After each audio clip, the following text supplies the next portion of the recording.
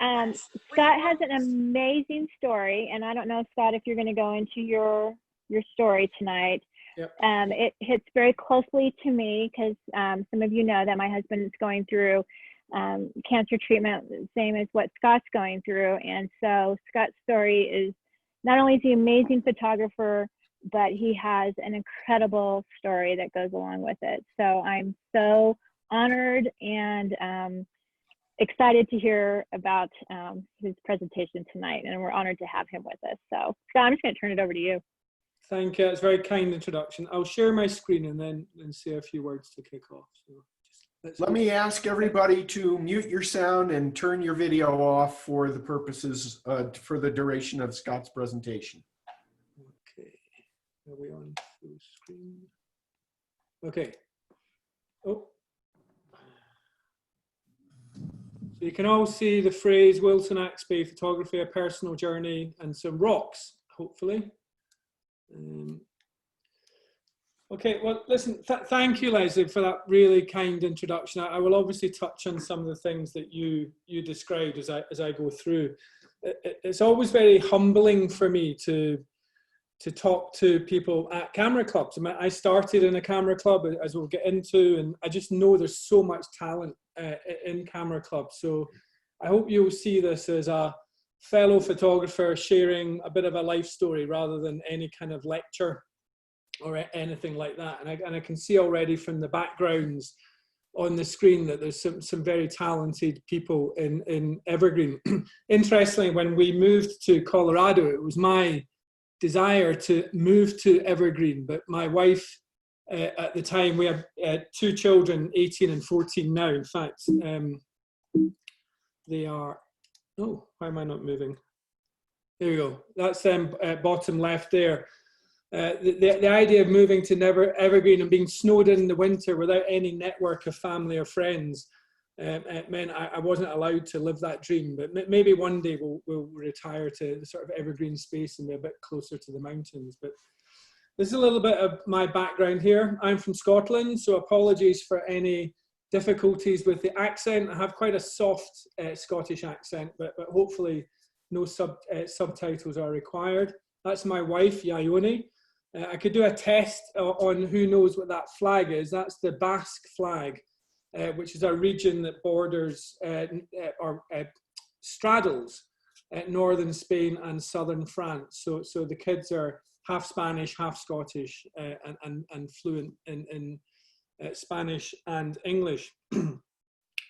When I often give this talk or one like it not to camera clubs, which is why I sort of made that apology at the start about not being a lecturer. And I was asked to speak recently to a high school, a photography class at high school. And I took this page from my website and I took off the words landscape, seascape, nature, etc., and replaced them with the values that I thought really drove me as a photographer. I talked about adventure and professionalism and growth, adaptability and persistence. And I said to the teacher at the time, does that kind of convey the message that you're trying to impart to the students? And I realized I'd pitched it wrongly. Said, well, I'd really love it if you could just persuade them to get their coursework in on time. But I think that's when we realized we were talking at a different level. So hopefully we pitch it right today. So this kind of takes you back to where I began. I was living in Glasgow with my wife, Ione, and we wanted a little bit more kind of space, wanted to be a bit close to the country. So we moved about 20 miles outside of Glasgow, and it was this beautiful old converted stable block, and it was in the grounds of a derelict mansion. It was all overgrown with forests, etc., and there were all sorts of animals kind of running wild. And I appreciate elk and deer aren't anything novel in Colorado, especially in Evergreen. But I was looking out the window as I was washing the dishes, and I saw these two eyes sort of staring back at me. And I said, "Quick, quick, darling, get my camera." And she's like, "Don't be stupid. You don't have a camera." And that's when I realized that I really wanted to find a way to capture nature. Clearly, this is not the shot that was there at the time staring back at me. This was a few years later when I had a little bit more idea of what I was doing. And this is a red deer. in England, which sits somewhere between an elk and the deer that you are used to here.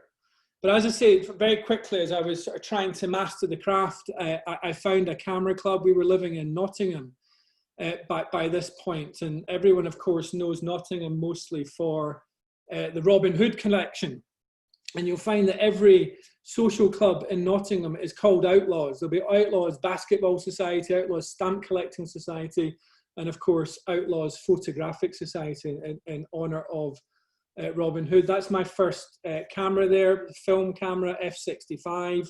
I was kind of the latter days of film, so I'm not claiming by any means to be an expert in that field at all. That was very much my sort of growing days. And talking of growing, I think that you'll all have been through what I describe as the withering scrutiny of a club judge kind of interrogating your images when you sort of put them forward. And I remember sort of proudly presenting images like these for competitions and thinking, yeah, I've got this, I'm absolutely on my game. And of course, you just get hit with this barrage of critique and criticism. I'll be honest, I think the UK is a little bit more vocal and outspoken when it comes to club judging than my experience has been in the United States. So very quickly, I learned some of the areas where I was going wrong. You know, like lovely composition with the longhorn cattle, but your sky's just completely blown out. Nice black and white interpretation of a seascape there, but the horizon is running down to the right. Great shot or sky, sunlight on the BBC building in Glasgow there, but those converging verticals just won't do for an architecture competition. A nice management of the light in Salamanca in that cathedral there, but there's no detail whatsoever in your dark areas. And of course, you're just taking all this stuff in and trying to apply some sort of sense of learning as you grow, and you start to learn to manage light and composition. This was an old church in Mortimer, which is in the middle of France. And I was very lucky. The friends that we were staying with knew the lady that had the keys of the church. And she let me in one morning before the tourists came in. And that chair was not there. It was over by the window, which is creating the shadow. And I think one of the lessons I learned was not accepting the composition that you find if there's a better one that can be created. And I spent maybe not hours, but certainly an hour moving this chair around, getting different angles, different heights, etc., until I got the shadow and the light and the placement just right. And that's one of my favorite images to this day, despite being a genre that I dabble in very, very infrequently. You start to learn to manage shutter speeds. So I think there's 3 different shutter speeds here. The horses around 1/50th of a second. The cyclist is, the motorcyclist, high speed panning about 120th of a second. And the puffin, despite being slightly out of focus still, is 1/5000th of a second, which just shows how fast these things move. They're absolutely like bullets. And I've shot hummingbirds, to my delight in Colorado. And believe me, catching a puffin in flight with sand eels is a real challenge, even versus the speed of a hummingbird. You learn to manage color and atmosphere. I've found in processing that greens and yellows are some of the most difficult colors to process. So what you come back with in the camera, making sure that you create the reality of what you saw in the field, making those orange autumn leaves punch out, making sure that mist really gives that atmosphere. I love Colorado to bits, but this kind of misty atmosphere that you get in a forest sometimes in Europe or parts of the Pacific Northwest is something that I miss now and again. It really adds such a background atmosphere to a forest scene, for example. And then you learn when color is actually not the best option. And as a landscape photographer, my preferred shooting time was always sort of pre-dawn through dawn, and pre-dusk through dusk time. The shot on the left was actually midday, and the best way I found to manage the light there was with a polarizer and a black and white conversion. So these are so what we call groins. I don't know what you call them in the US, but basically sort of sea barriers on this lighthouse in northern England. The image on the right is actually a cricket field, which I suppose the closest sport here would be baseball. And the silver effect is water. And there was a very severe thunderstorm over this cricket ground. And I was just out driving, looking for opportunities that had been created by this water, and saw this completely flooded cricket ground. But again, back to the crypt that you saw earlier, that bench wasn't there. That was actually right in front of that clubhouse. And I spent quite a bit of time dragging it over just to get it into the right position. I think this is a 2 or 3 minute exposure. The wide angle probably makes the bench look much further away from the clubhouse than it actually was. But again, it's just this ability to experiment with light, exposure length, shutter speed, etc. And then once you start to sort of move through the ranks in club world, I got a little bit of confidence, started to approach some magazine editors, and found that my work was able to get through and into some publications. This is an old kind of railway yard sequence here. There's the kind of wrench that the railwayman was using to fix the old vintage locomotives. And I think the key point there is not so much about the placement, it's that little drop of oil just on the end of the spout there that really kind of makes the difference. And then bottom right is actually a character portrait of the railwayman that was using the tools there. And again, I'm not particularly confident in terms of meeting strangers and talking, that kind of thing, but I think it's really important, if you want to get the best out of a character portrait, to really try and get to know these people. And I had a big long conversation for 10-15 minutes with this guy about his background, his career, his interests, etc., before I actually asked if he wouldn't mind if I shot his portrait. So I think having that personal connection by then is what gives me the eye contact. And by then the guy was really comfortable to have his photograph taken. And then you start to think maybe about experimenting. So as I say, I was a very committed landscape photographer. So I had this set of Lee filters, which are very, very costly every time you drop one on our rock, as I'm sure many of you know. And I had a flash gun that I actually hardly ever used. And I thought, well, I wonder if you know, what if I put these together? What might happen? And I developed a genre in my mind, certainly, called dramatic flowerscapes, where the power of the flash to actually darken the background and the drama created by the graduated filter just made these flowers absolutely punch. And it was probably my first breakthrough in terms of social media. Leslie talked about Instagram. There was no Instagram there. So I think most of the sort of socializing between photographers was done on Flickr. And this was a real sort of transformational point for me, when suddenly I was going from hundreds of views to thousands because of this little breakthrough with the flash. And that started again to get me a little bit more coverage in magazines, people wanting to know the technique behind it, and, you know, how did we get that type of shot? And then what you might call breakthrough two, where there's a traditional competition in the UK called the Landscape Photographer of the Year. I think they kicked one off in the US 3 or 4 years ago, the same group, but it's been running now in the UK for about 12 or 13 years.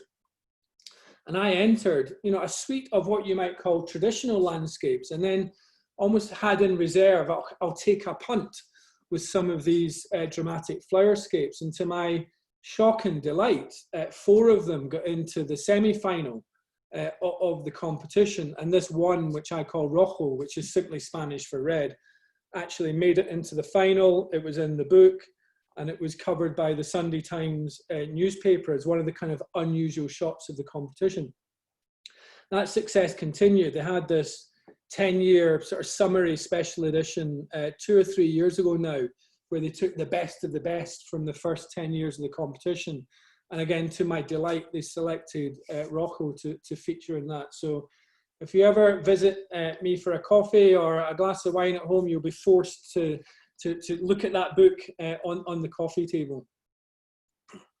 So that actually gave me a little bit of a run of success with the Landscape Photographer of the Year competition. And these 3 images all reached the final on consecutive years. So the first is a dramatic seascape in North Devon, which is in England. And a little bit like the kind of dusk and dawn thing, this was actually almost a rescue shot. I tried the sunset, it wasn't really happening. You can see how flat the sky is.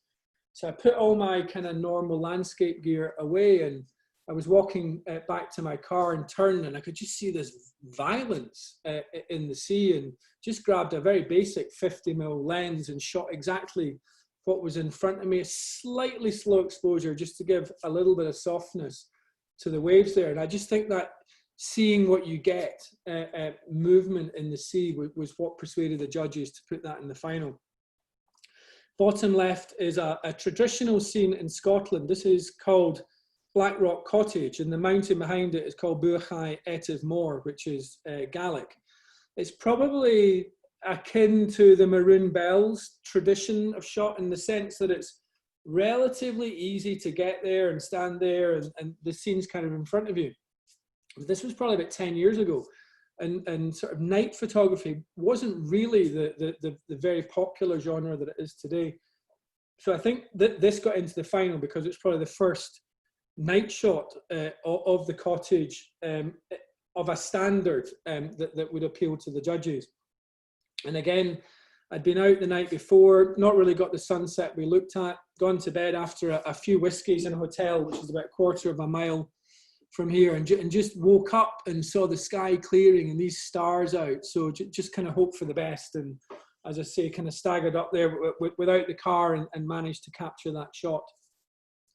And then bottom right is Wales. So you've got England, Scotland, and Wales here. This is an island called Anglesey, and again, a very, very traditionally well shot lighthouse. Again, I didn't want to make this the dominant, prominent feature, and for me, this was all about the foreground detail of the seaweed. It's a 30-second exposure late at night, and the moon is behind me, which has helped to illuminate that foreground. So again, clearly blue is one of my favorite colors coming through there, but dusk and dawn, certainly the times that I'm most appealed to. The kind of run of success with seascapes grabbed the attention of Advanced Photographer, and they published a 10-page series on my seascapes, again to my kind of absolute delight to get that kind of run. And you could probably argue then that I was confirmed as a seascaper, despite living as far away from the sea as you can get in the UK. Nottingham is very, very central, a little bit like Colorado is as far from the coast as you can get in the United States. But despite that sort of seascape genre, through my day job, which was with Molson Coors, which is the reason that we ended up in Colorado ultimately, I was able to travel fairly extensively. So you can see a shot of Denver there, top left, with the Rocky Mountains behind it.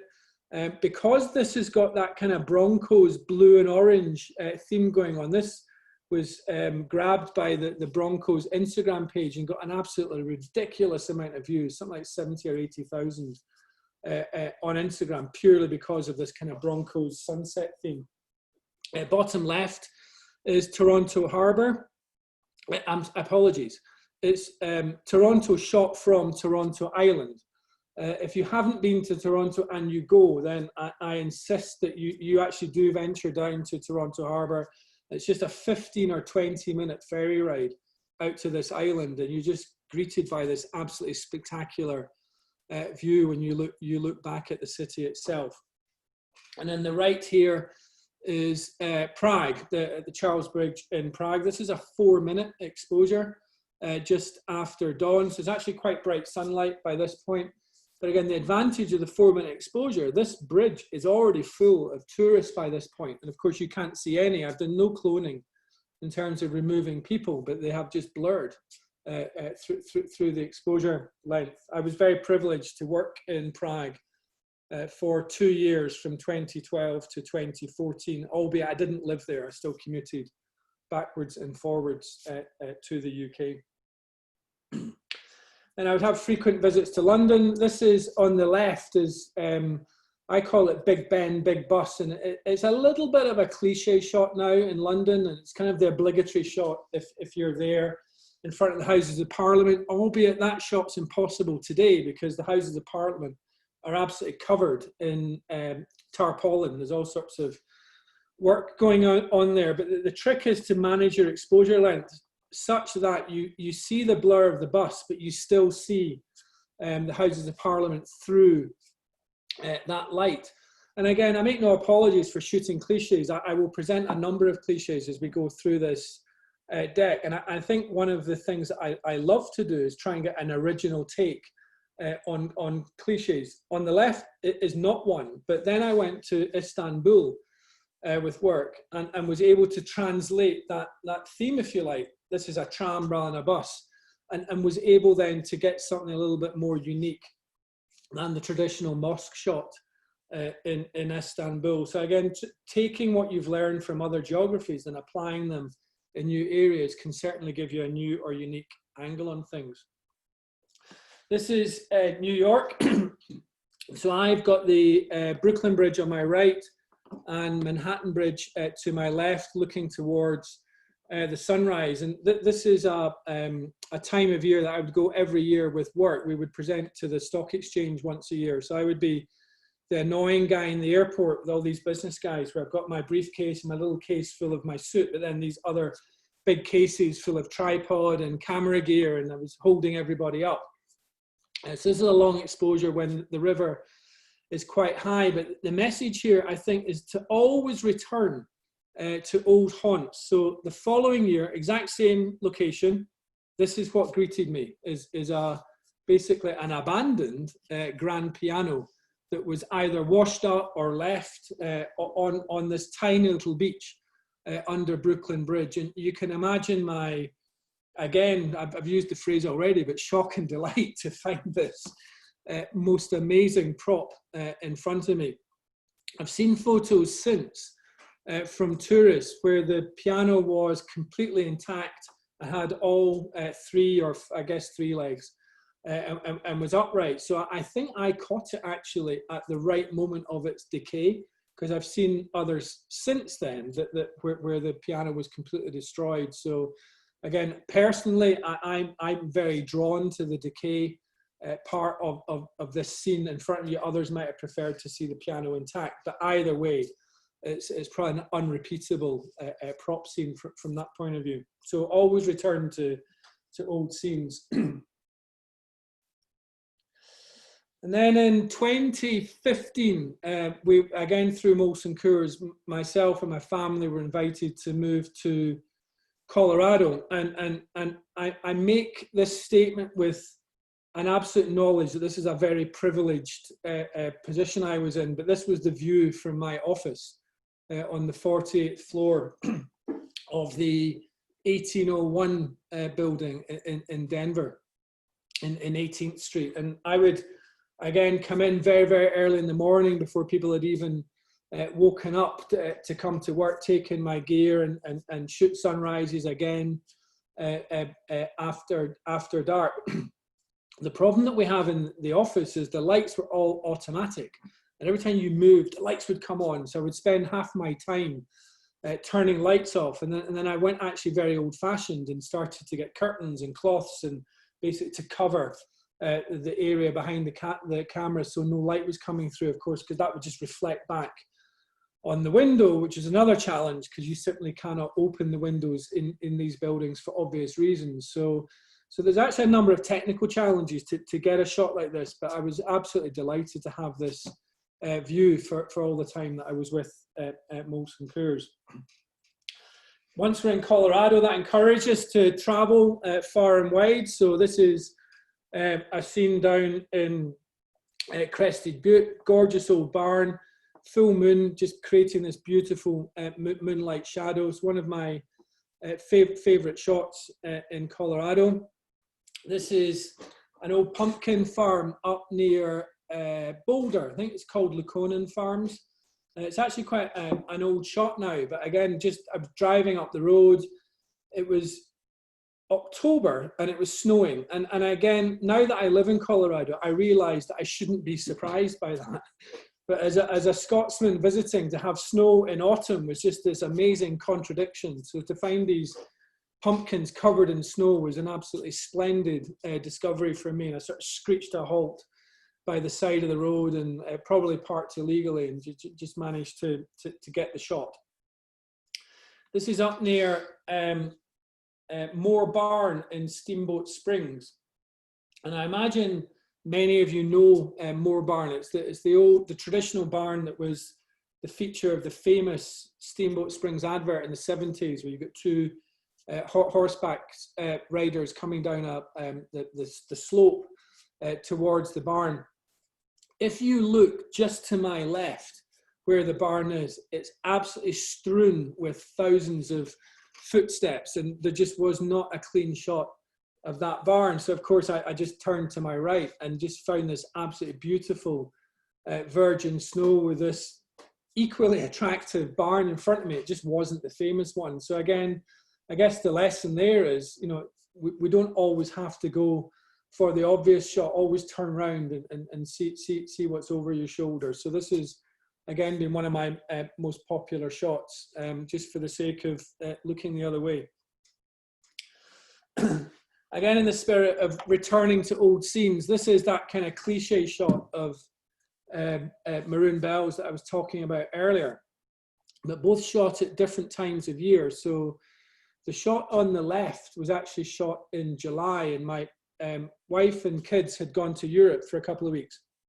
So I was free to travel and roam Colorado, and traveled out to Aspen, and it just rained solid for 2 or 3 days.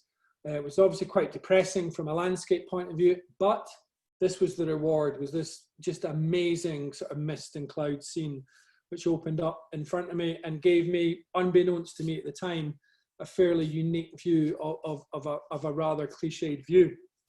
The advantage I had then was, because it was July and it was night, there was no one there. And I actually had on waders and was able to get quite deep into the water, kneel down below the rocks, etc., and get right center on the rocks in a way you couldn't do at the time of the shot on the right, which I appreciate from an out point of view is probably just as attractive if you don't know the background. But for those of you that have been out to Maroon Bells during fall time, there's about 200 or 300 photographers either side of me shooting the exact same scene at the exact same time. And personally, although I'm pleased with the output, I need the input and the sort of spirituality of that moment alone with the landscape. And so the shot on the left will always have that kind of much deeper meaning for me personally, albeit the one on the right might sell more. So there's an interesting kind of dichotomy there. Leslie, I'm not really watching time, so you need to shout if at any point you think we need to speed up, that kind of thing. So okay.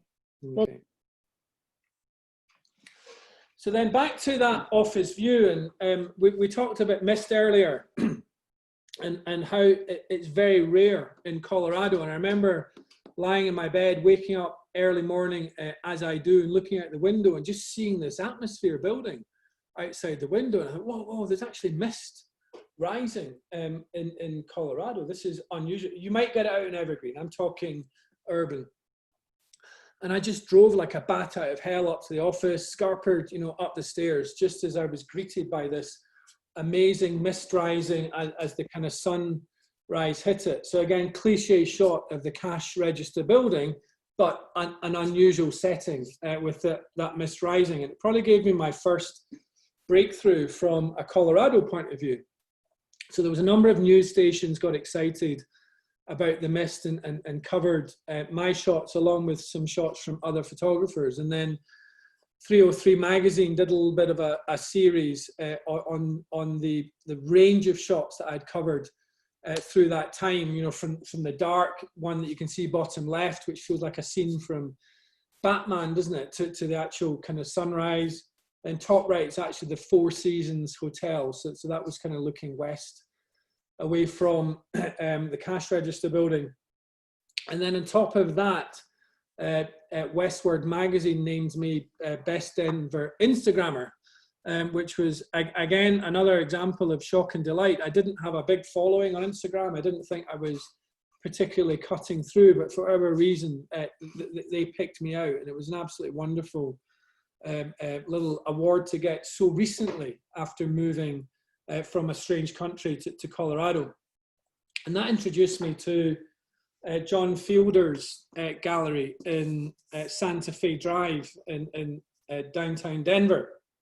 Sadly, that gallery has now closed its doors, but in 2016, I was absolutely delighted to be invited in and show my work. I was a best-selling artist in 2017. That's my daughter at the time, who helped kind of set up the display, and it was just a wonderful experience. You know, the first Friday, you'd have visitors coming in and just asking about how you got the shot, etc. And for me, it wasn't really about sales. I actually loved the interaction with interesting visitors who just wanted to know the story behind the shot, and a little bit like we were talking earlier with the calendar story, just having that face-to-face interaction is the best sales tool I think you can possibly have as a photographer.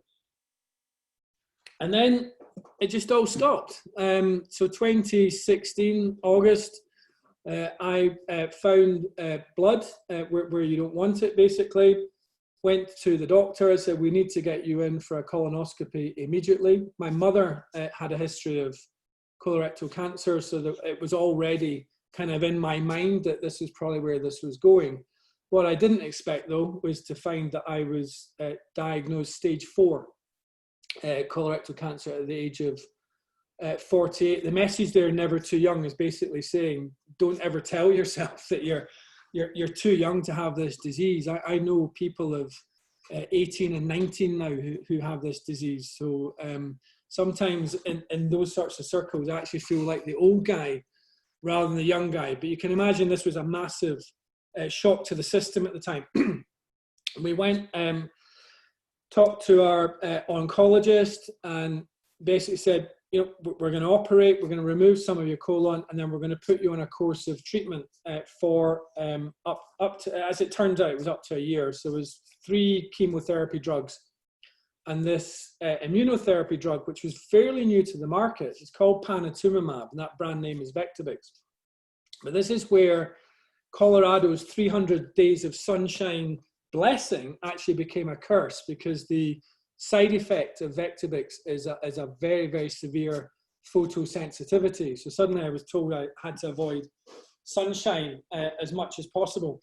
Now, I've got to be honest, when you've just been told you've got stage 4 cancer, photography isn't the first thing in your mind. But when I started to get into how am I going to get through this, how am I going to support my treatment, photography is my creative outlet. It is my therapy. And I really started to think, how am I going to work this? And how am I going to do landscapes when, you know, I have to avoid the sun? And that's when I realized the absolute joy of Colorado's parks and wildlife on our doorstep. And even though I was fairly urban, I had Cherry Creek State Park not even a mile from my front door.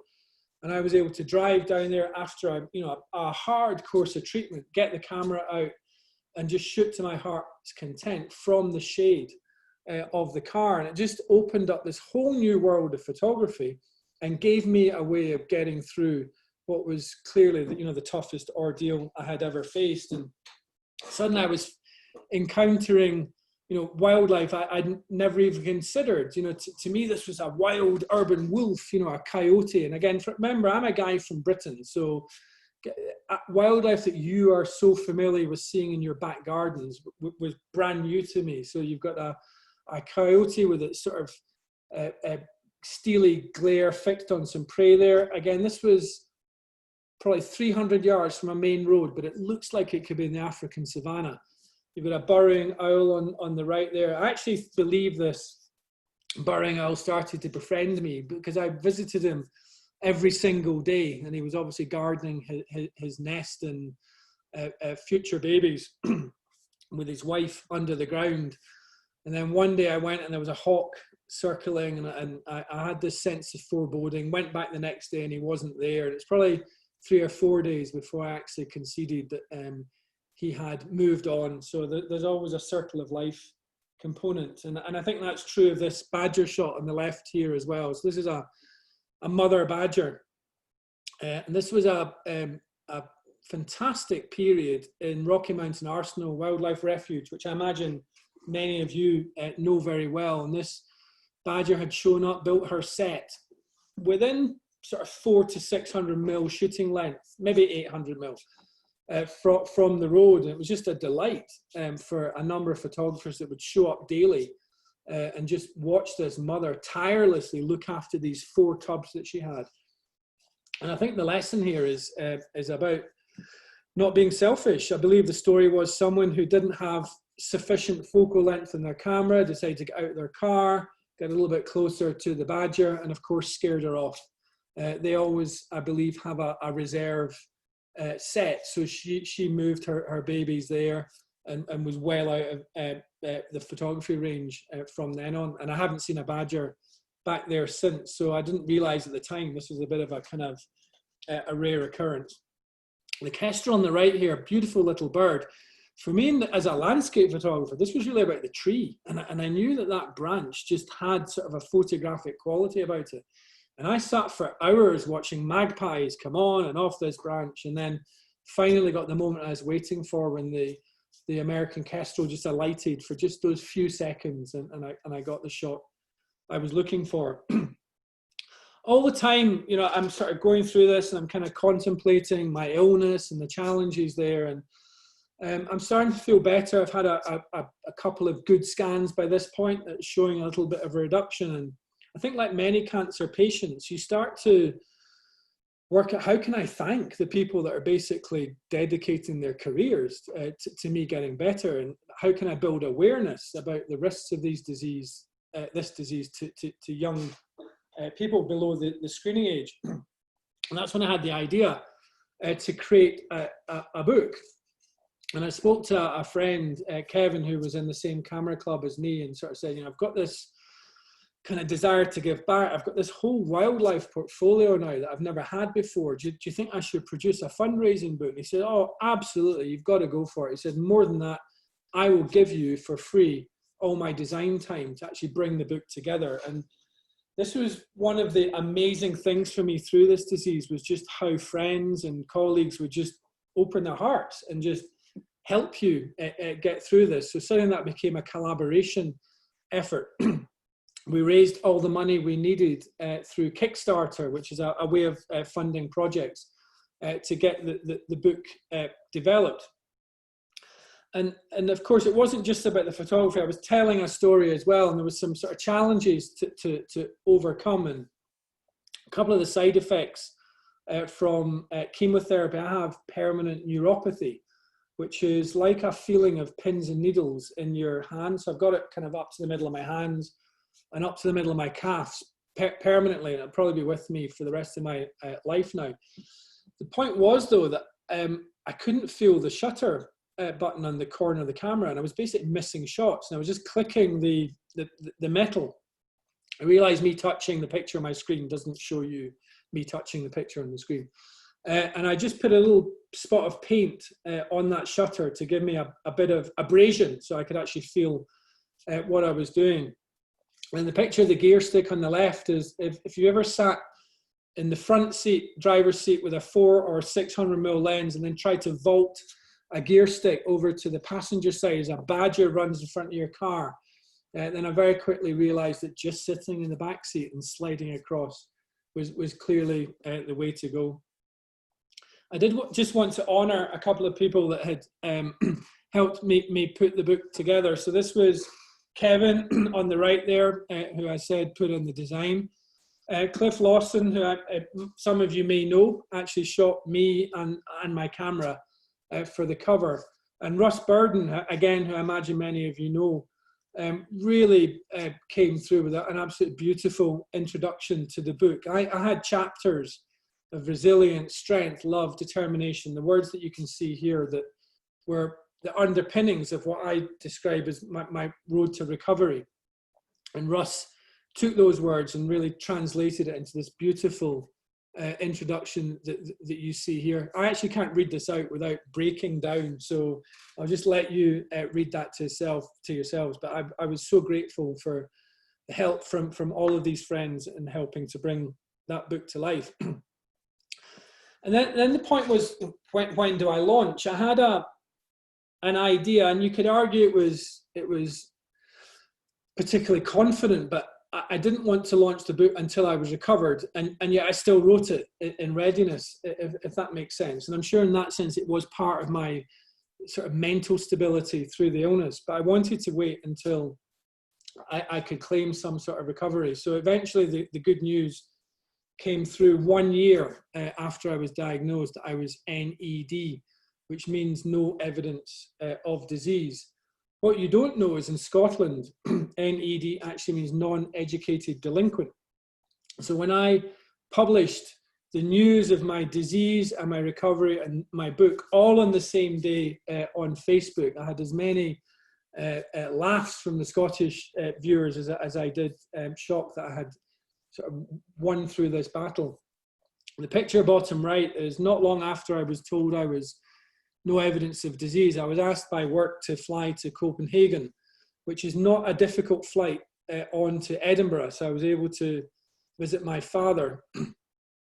My father buried a son at 2 due to cancer, and then lost my mum at 59 to colon cancer, and then nearly watched his son, me, die at 49 from colon cancer. This was probably as hearty a cheers moment as you can imagine, as we sort of finally felt the family had won. So that was some good news to celebrate there. In terms of news, the book launch was incredibly well received by Denver media, Colorado media, and further afield. So I did a number of TV interviews.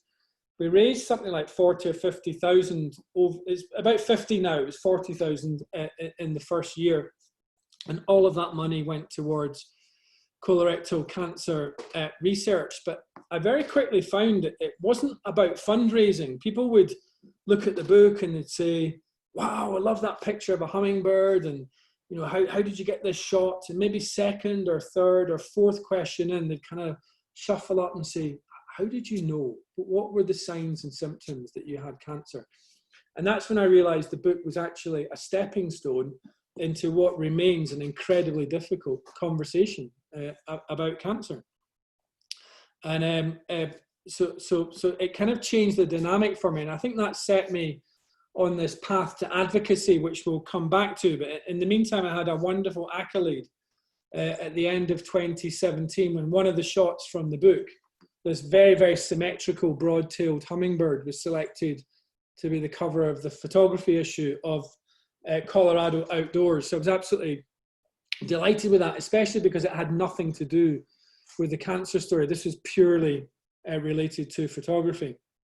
But as I say, this gave me this desire, if you like, to use these talents that we all have for good if we can, and knowing that that might be able to lead to better. So I started to use the story of my recovery and the photography to appeal to a number of sort of cancer advocacy groups and tell my story in a way that would help them get the message out about screening. And I mean, there's multiple groups there. Many of them are linked to the Colorectal Cancer Alliance. I did a talk at the University of Denver. I've done talks at schools, etc., but all linked, sort of bringing the photography piece and the cancer advocacy piece together, which is where I coined this phrase, photo advocacy. And again, just using our creativity to get a bigger, wider message out there. Where I sort of left the photography behind to an extent is when we launched a bill last year to try and get the screening age down from 50 to 45 for colorectal cancer in Colorado.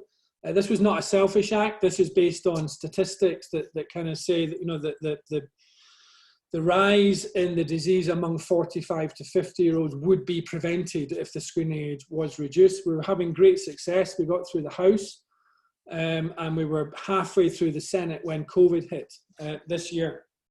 And Governor Polis, I have to confess, understandably so, said that all new health bills were on pause while the COVID crisis worked through. Clearly, we're still in that state today. So hopefully 2021 we'll be able to pick up the momentum on that bill again. In the meantime, I'm delighted. I had a scan just last week, in fact, that said I'm 3¼ years NED now, so still a delinquent, and obviously keen to keep that run going for as long as possible. And I've been back out on the road again, just shooting as madly as I can. And I was asked by another photographer, Jeff Johnson, who, again, I imagine some of you know, to join him on a trip to Alaska last year. And my first thought was, oh no, my neuropathy, how will I cope with the cold? Because it just gets absolutely biting and cold. So I found the most capable sub-zero boots that I could on the market, these North Face Chill Cats, which are rated down to -40 degrees, and was able to run around Alaska literally without feeling any pain at all, which is absolutely fantastic. Sadly, we didn't see much of the Northern Lights. The shot top left was as good as that got. That was the one night in 10 when the Northern Lights actually showed themselves, and even then it was quite faint. And then I found that the car was actually becoming a restriction, although it had been my sanctuary, if you like, during my treatment. You know, I didn't need to stay in the car to stay in the shade. And I started to wear face masks, very much like the gaiters that many of us are wearing now due to COVID. I've actually been wearing them for the last 2 years to counteract this photosensitivity. I should point out that although I am NED and basically in remission, I'm still in treatment with that same drugs. That's why my skin is still photosensitive. I missed my 50th birthday due to treatment, so my wife was very encouraging of a once-in-a-lifetime trip to Zambia last year, which I went with another photographer, Peter Ismert, who again some of you may know. Absolutely wonderful experience there. My favourite image is actually the one bottom right, probably because it's the most unusual, but again, it's not actually wildlife. I suppose that's beyond wildlife, but just finding this skull, placing it in the water just gave me, again, a fairly unique shot in Zambia. Interestingly, I had to work with our guide to make the shot possible. He was paranoid that I was going to get in the water and suddenly be hit by a crocodile. So he actually spent time lobbing rocks into the water to make sure there was no crocodiles before he gave me permission to place the skull for the shot. So I've been visiting Colorado, again, like a mad thing, finding all the places that I hadn't discovered before. So you see the sand dunes, top left. Bottom left is actually the White Sands in New Mexico. If you haven't been, it's a beautiful experience, different as well to the sand dunes. Top right is National Monument. I just visited last month, an absolutely stunning experience, 4.5 hours from Denver, just outside Grand Junction. And I felt like it was a mini Grand Monument, amazing place. Enjoyed fall down near Telluride, with that middle shot at the bottom, and then ventured up to Oregon to shoot Thor's Well this summer. Again, fantastic experience. If you get a chance to go, make sure you time it right from a tide point of view. And then I've been sort of still doing the dramatic flowerscapes. And I think the point here is about having that flash handy. I was using the flash in order to create the drama that you see on the left, and would not have been able to achieve anything like the shot on the right if I hadn't had that flash fitted to the camera, which just completely froze the Sphinx mocks as it's set on that sunflower there. I've also discovered, to my delight, the wild horses or wild mustangs that we have in the northwestern corner of Colorado in Sand Wash Basin, just about 40, 50 miles beyond Craig, if you know that area. This was a shot I was lucky to get in my first visit, where there's just really violent battle going on between two wild Mustang stallions. It's called a dominance battle, and they're clearly sort of fighting for mating rights. This was about April time, if you're ever looking to time it right for that kind of struggle. This won the Colorado Life Editors Award at the Share the View competition 2 years ago. And I wanted to kind of give you a little bit of advice if you're ever going to go up there, because I think people think it's an easy place to drive around.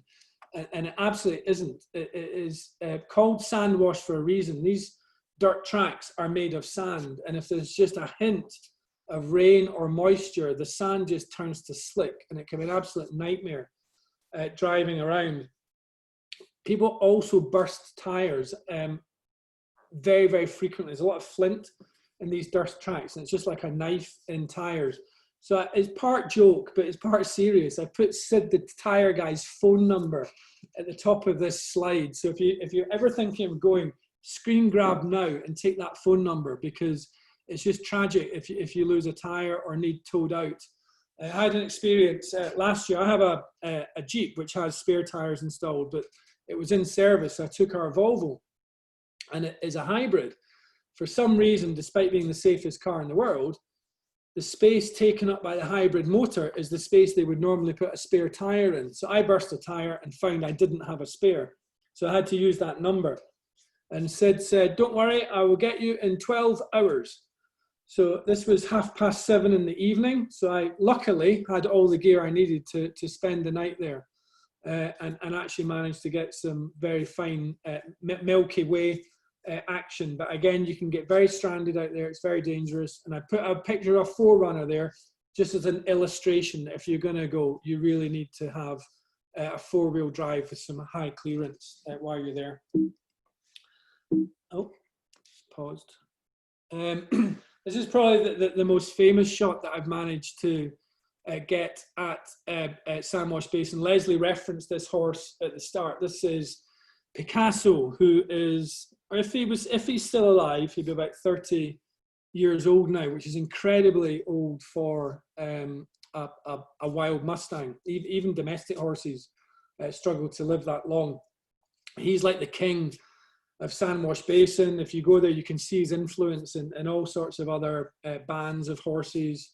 I think he's sort of sired many offspring. He hasn't been seen since last December, and when he was seen, he was looking very, very frail and ill, so it's believed that he didn't survive winter. But this has been another kind of breakthrough, if you like. So Denver 7 News did a very nice feature last year on Picasso, which just opened this photograph out to thousands of people.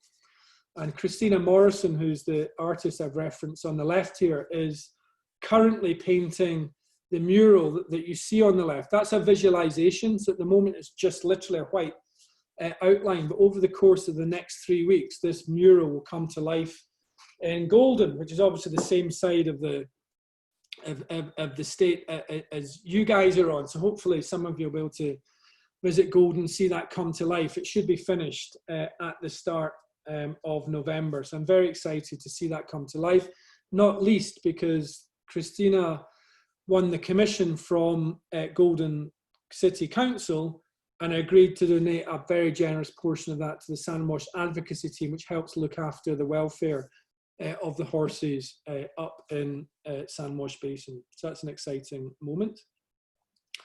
In terms of 2020 exhibitions, there was our Colorado invitation by Denver Airport to submit work. So the Colorado Pumpkins that you see there is up in Denver at the moment. Rocky Mountain Horse Expo is an annual exhibition held in the, I forget the name of it now, massive complex where they hold the stock show, the Western Stock Complex. And that image of that's actually 2 horses here. It's the knee of one and the head of another. Mid-fight, that won Best in Show. Robert Anderson Gallery, which is where I went when John Fielder's gallery closed down. He had an exhibition of urban art earlier this year before COVID closed everything down. And Colorado Photo Art Center had an exhibition asking people to tell their stories through photography. So this is actually a self-portrait of me quite deliberately and defiantly presenting myself as a cancer survivor. I don't usually go this way in terms of that kind of defiance, but I was angry, and I had just lost a friend in her 20s to the disease and heard of the boy that I mentioned who was 18 at the time, who'd just been diagnosed stage 4. So I think I genuinely was angry at the time and wanted to make a statement. So this won a place in that exhibition off the back of that. And I was supposed to talk earlier this month at the 2020 PSA Photo Festival, which was due to be held in Colorado Springs. That has been postponed for obvious reasons. They already had the 2021 speakers booked, so I've been booked to speak 2 years from now. So hopefully I will have some new chapters in my current story to add into to that talk by then. And this is probably the picture that I would leave you with as my defining picture of 2020. This is a scene from Belmar Lake in Lakewood. Fairly typical scene of a snowy egret fishing. But the light behind the egret is the reflections of the sunset, which has been affected by the wildfires in Colorado. And for me, this just seemed to capture this sense of some of the tragic things that we have faced as a state this year, whether it's COVID or the wildfires, which are still ongoing, with this kind of heads down, slightly bemused and sad looking egret. So to me, that was intended to kind of capture this sense of what 2020 is all about. But I think the message I want to leave you with is a message that I was given 15 years ago when I started in camera clubs. And this is Will Chung, who was the editor of the magazine Advanced Photography that you saw earlier. And he stood and it wasn't a Zoom meeting, obviously. He looked out at all the camera club members, said, "Oh, you guys, fantastic sports photographers, fantastic landscape photographers, fantastic wildlife photographers, portraits, etc." He said, "You don't spend enough time shooting your family." And it just landed with me. You know, even then I was kind of obsessed with photography, and I've just made it my absolute mission since that time to shoot my family at every opportunity. So this is my daughter and my son on left and right, just doing sports activities. And even through my disease, I was absolutely committed to being trackside or poolside to make sure that I didn't miss a moment. And I guess when the dark times come, these are the photos that I will actually be leaning on, looking to for comfort when it comes to that time. So, so that's me. Managed to keep it bang on the hour. These are just some links here to some of the places you can see my work if you're interested in following up. So Wilson Axby is my photography brand. The Axby is actually just my wife's name. So it's my name, Wilson, with my wife's name, Axby. If you type Scott Wilson into Google, I might come up on page 96, but Wilson Axby, I will always be first, as it's a completely unique name. So that was the name there. If you're interested in the book, and I'm not here to sell it, I'm just sharing. If you went into the website, linked into shop, then look through the window, you would find it there. Facebook, again, I'm under Wilson Axby, and same on Instagram. I'd be delighted to make some new friends on all of those. So I'm going to stop talking, take a little bit of a drink, and Leslie, I don't know how you want to manage it, but I'm very happy to take questions if you want. Oh my gosh, that was amazing. Thank you so much. Wow.